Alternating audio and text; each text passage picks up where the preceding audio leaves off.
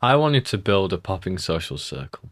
I wanted to be the guy who people gravitate towards. And I thought that building that kind of network would get me the money I wanted, the girls that I wanted, the status I wanted. Because after all, they say it's not what you know, it's who you know, right? But I think this idea has been lost in translation. I think the idea of networking has just lost all meaning because it makes you view people in a more transactional sense, in a shallow sense. More so, how can these people benefit me? How can they prove profitable? And of course, it's natural for humans to do that. Of course, we are friends with people because they provide some benefit to us in some way, whether that's monetary or they just make us laugh, they give us good advice, they're just fun people to be around. And I had that, and I still have that, but I wanted it to be 10x.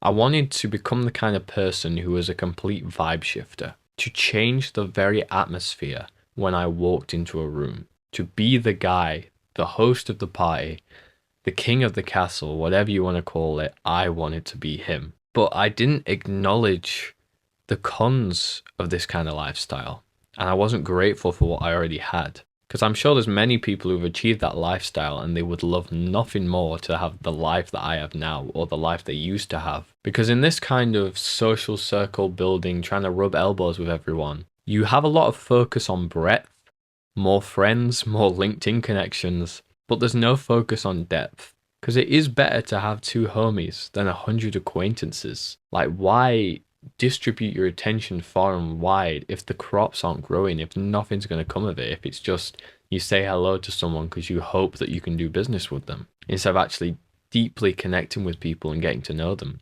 and seeing what comes of it. And I was thinking retrospectively about why I wanted these things in the first place. What was my psychology behind feeling I needed to become this kind of person? I always think about my childhood with these kind of things, and I wasn't lonely as a kid. I was slightly introverted, but I did have moments where I was outgoing, where I was confident. But the majority of the time, especially as I got to my early teens, I was too awkward starting conversations, too awkward to meet new people. I wanted people to come to me rather than me outreaching. I was always afraid to do that. I'd always get other people, my friends, to like ask a server for something at McDonald's if they're not giving me enough ketchup. Because I was awkward like that. Obviously, when you're in school, a lot of the people that you're friends with, you're purely friends with them because you see them 5 days a week and you have similar interests.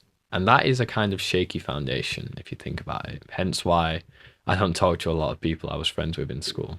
But I remember one day, I think I was around 16 or 17, where I just had enough, man. I don't know if it's when I started getting into self-improvement content or whatever, but I just had enough of not expressing myself fully and just being so quiet and shy and just being your typical teenager, man. I was sick of it. And a friend of my dad's noticed this.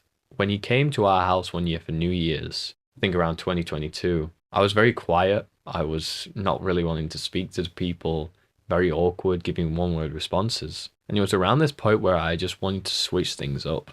I was just sick of being awkward.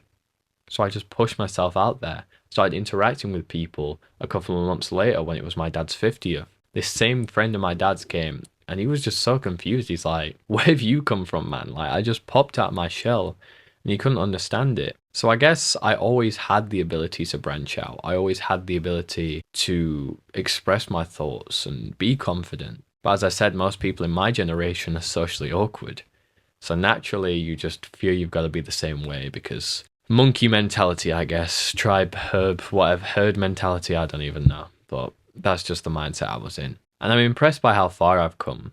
I've had many instances now where I've gone up to someone to start a conversation and become pals with them because of it, whether it's in the gym, the one time that I cold approached a girl, but we're not going to talk about that. Even now, though, I still only have two close friends, two guys I see regularly, despite all of my efforts. I'm grateful for that. I think life is more chill this way because my phone's never pinging with notifications. No one really calls me.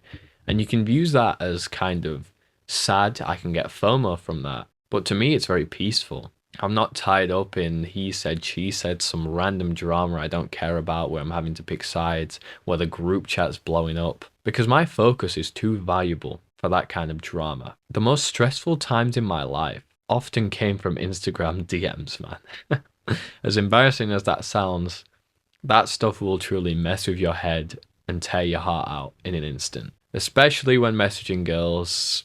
We're not going to go any deeper into that. That may be a story for another video. Because it's just psychological warfare.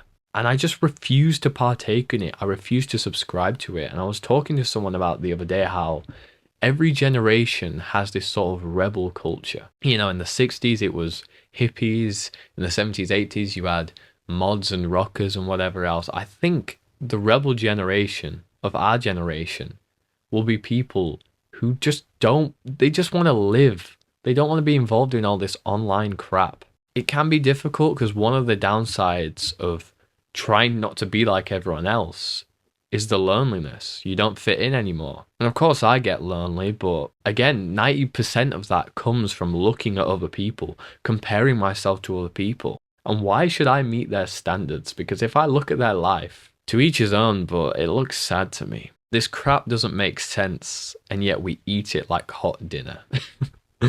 But anyway, that's just me. I hope you've enjoyed this video, bro. Make sure you like, comment, share, subscribe. I'll see you in the next one.